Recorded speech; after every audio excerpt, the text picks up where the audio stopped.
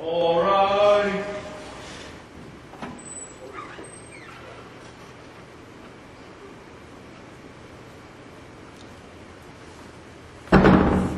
Court is back in session. Thank you. Please be seated. And our last one is AF versus Department of Children and Families. Good morning, Your Honors. May it please the Court. Kevin Colbert on behalf of Regional Counsel's Office, representing the mother in the case at bar, AF. This is a dependency action from the 11th Judicial Circuit, and we're here on an assignment of one simple single error. We believe that the that the trial court's revised adjudicatory order failed to make adequate findings of fact, and as such failed to meet the standards of Rule 8332A and 39507-6.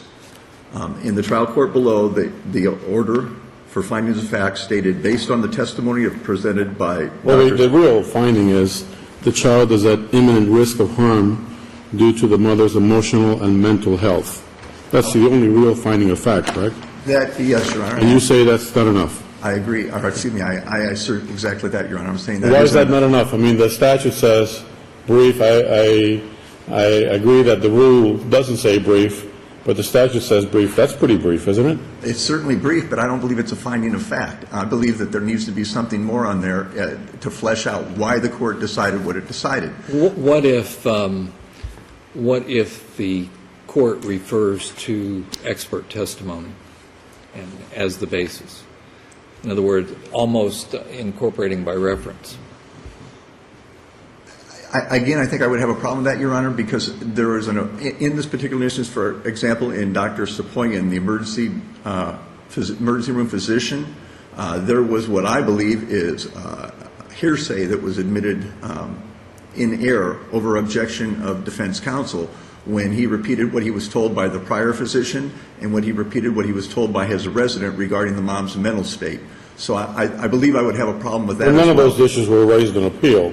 The only issue that you raised on appeal is the sufficiency of the finding of fact. Exactly. No, I was actually going to the question of the question that was asked the of me. trial judge. I agree. I only brought up the one thing because I don't know what the judge decided below. I don't know why. I mean, rather, I know what they decided, but I don't know why she decided what she decided because there's no findings of fact here. Even in her oral pronouncement, Judge Fernandez, she said, I have no doubt that mom loves her child and would not harm her child, but I'm going to fine for the state. And then after she was questioned by the state, just for clarification, when you said that she wouldn't harm, did you mean intentionally harm? She said, but I do find that the child is in imminent risk of harm due to mom's emotional and mental state. That's the entirety of her findings on her oral pronouncement. I understand. I read the transcript and I looked for more, and that is all that there was. And I understand that. But isn't that a sufficient finding that the mother suffers from paranoid schizophrenia or schizophrenia with paranoid type, I think is what the doctor classified it as, that she was hospitalized for periods of 2 to 3 weeks at a time, and that she came into the hospital thinking that the breast milk that she had collected for the child had somehow been poisoned. I mean, these are issues that are significant for the court to consider on the care of the child by the mother. And the court did say that the child is at risk of harm because of the mother's emotional and mental health. I understand the court what you're saying, Judge, but I respectfully disagree. I believe there needs to be more, especially where there's an imminent risk, because what you're saying in prospective risk of harm is that not only do you require perspective, but you need something more under the statutes. But then the relief you want then is for the case to go back to ask the judge to do more detailed findings. And she says, in her order, based on the testimony presented by Dr. Sopian, Jackson Memorial Hospital room, the emergency room doctor, the psychiatrist, the case manager from his house. So you want more specific findings on those? I believe it's required, Your Honor, because part of my job is to represent the parent, and part of my job is to come before this court and make, if I have not hesitated, nor has my office, to file an Anders brief where there was no justiciable issue. I don't know whether there's a justiciable issue.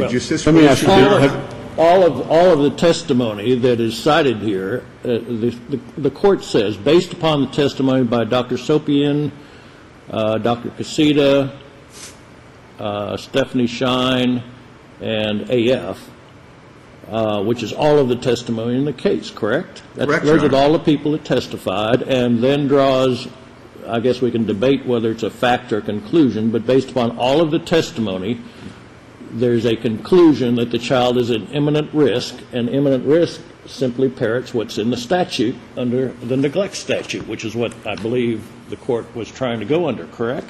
I agree, Your Honor. And And what doesn't the court have to say something, at least based upon, there's no question that this lady has problems, but doesn't the court have to say something along the lines, well, on the basis of the factual findings, that not only is there a risk, but it's an imminent risk, which is different than a risk? Yes, Your Honor. Whether we like that or not. That's The statute exactly my says point. imminent risk. Exactly my point, Your Honor.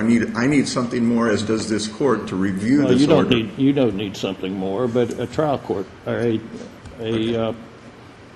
a plus force, just plain rectitude, to be sure that that judges, and I'm not trying to disparage any judge, but any trial judge, but the judges think things through. Isn't that what the purpose of findings are? Exactly, Your Honor. In this case- There's two reasons for going through it. Correct, Your Honor. And in this case, it's everything they said, and here's my conclusion of law, which basically eviscerates the rule. But is this necessary if is there a harmless error aspect to this?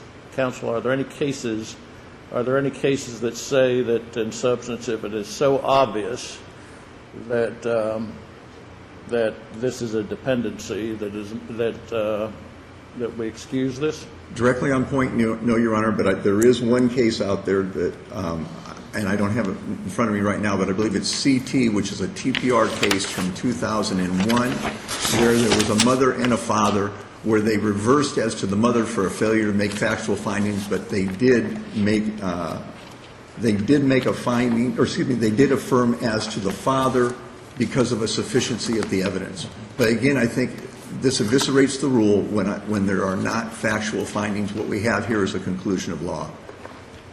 I think just trying to make sure I understand the relief you want. You don't want a new trial. You want it to go back for more detailed findings. Absolutely. That's all I'm asking for, is it be remanded for the trial court to make factual findings upon which this court can make a determination whether there's a sufficiency of the evidence. Now, before you sit down, I found a number of cases that talk about the sufficiency of the finding of fact. Unfortunately, very few of those cases actually quote the order that was entered below. Are you aware of any cases that tell us precisely what is sufficient and what is insufficient? No, Your Honor. I've found absolutely nothing that tells you that. Okay, thank you. Thank you. Thank you.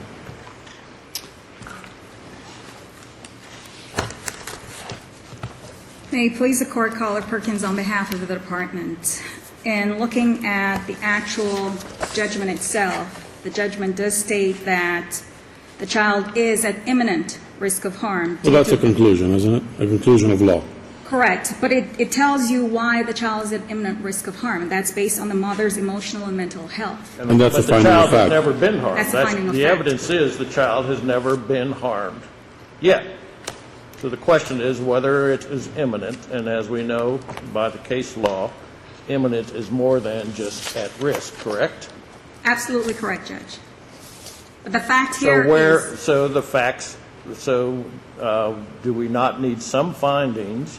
Do we not need some findings, unless perhaps it's just self-evident? Do we not need some findings based upon the conclusions and the somewhat ambivalent statement made by the trial court reciting why in this particular case there is imminency under the law, which is more than just prospective. It must be imminent, correct? We've been Absolutely. We've been through all of this. Absolutely. And moreover, the DCF is not there simply to provide services. It is to protect children. We've been Correct. through that, correct? Correct. But that's not the issue here. The issue here is whether or not there is a sufficient finding of fact in the order. All of the rest of it is waived completely because it was not raised in the initial brief. Absolutely, Judge. So, did you find any cases that talk about what is a sufficient finding of fact and what is not.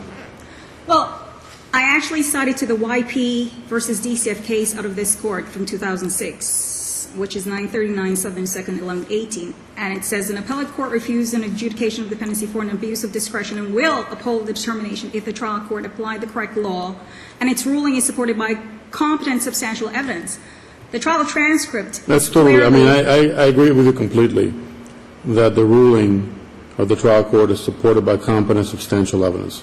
There is no doubt in my mind that it is. The question is the finding of fact sufficient under Chapter 39 and Rule, what is it, 39.507 and Rule 8.332? You know, Judge, the department has no problem if the court wants it to be remanded for additional facts to go in, because, you know, the evidence is there. There is no dispute that the child seriously is at imminent risk. You know, the mother goes into Jackson and says that her breast milk has been poisoned by Jackson itself. Well, so you have to consider the feeding child. The mother has problems, but the question is not about the mother and her mental problem, but as we know, all imminent abuse is prospective in nature, but all prospective abuse is not imminent. So the question, the legal question is, in all imminency cases, which is what this is whether future behavior will adversely affect the child and can be clearly and certainly predicted. And that seems to me something that, as you are apparently conceding, the trial judge needs to consider, rather than just saying that there's not been a harm yet, but there may be, and I'm going to find a dependency. Judge, I think the evidence actually, the trial court's order may be deficient in that more facts should have been spelled out in terms of, you know, the mother saying that her breast milk was poisoned. But remember, if she's breastfeeding the child and she's saying her breast milk is poisoned, there is going to be a problem with her actually feeding the child then, you know, and there was testimony that... Maybe the judge needs to say that. Well, with respect to my colleague, I don't think that issue is before us. The issue before us is only whether or not the order recites sufficient findings of fact. Everything else is waived, is it not? Correct, Judge. Correct. Not waived. It's not waived. This is not yet before us because we don't have a proper order. And we can't go to the merits, at least under the... But speaking about cases that may be near point, the JT case cited by opposing counsel reverses an order saying the order is devoid of factual findings to support the trial court's conclusion that the mother abused AU and lacks the parenting skills necessary to provide the child with a safe, secure living environment. That was found not to be sufficient, correct? Correct. I mean, that actually has more in it. There's nothing in Chapter 39 under the definition sections about parenting skills. It's abuse, neglect, and abandonment, and that was reversed. So that would support a reversal in this case for some factual findings. Would it not? Just a reversal to amend the order to include the factual findings, but the evidence is there. You have no, I gather you have no objection to that. I have no objection to amending the order, no. No, Judge. Thank you. thank you. Rebuttal? Unless the court has questions, I would rest and ask this be remanded for, unless the court has other questions, I would ask that this be reversed for more sufficient or adequate findings of fact. I have one. Do you think that if we reverse for more sufficient finding of fact, that you would be able to later appeal the substantial competent evidence supporting the order? Good question. I'd need to see the findings of fact, but in actuality, the point that Judge Shepard made, I actually have questions regarding the testimony of the experts here as to whether or not there was imminence, because both experts were somewhat equivocal as to whether or not the child was at risk, and this child came in 6 weeks after its birth in perfectly good health, well fed, and well taken care of. I understand that, but didn't you have an opportunity to raise all of that now? No, Your Honor, because I don't know what the trial court, in fact, the trial court did consider those things. You want specific point-by-point findings. a finding that is a mixed question of law and fact is not sufficient Exactly. in your judgment, and that's it. I don't need a lot, I don't need 7 pages, as in the other case I cited, but I need enough to know what I'm addressing when I try to bring it before this court, if I'm going to bring it back before this court. Experience teaches that when you do that on remand and you go back to a trial judge, it's, you want chili peppers? I'll give you chili peppers. That's quite possible. Okay, thank you, Thank you, sir. Your Honors. Have a good Appreciate it. holiday. Thank you very much. All right.